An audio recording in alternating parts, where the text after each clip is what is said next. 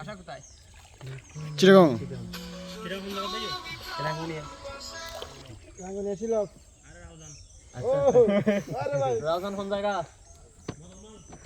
ঠিক আছে ভাই, লাভ ইউ টু ব্রো। রাউজানে হাট। এই রাউজানে হাট।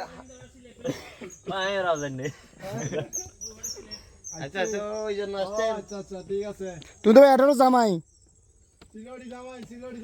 সিলোড়ি নয়। ভাই এলো আমি সিলোড়ি তো বিয়ে করব পুরো বুড়ো হচ্ছে ভাই।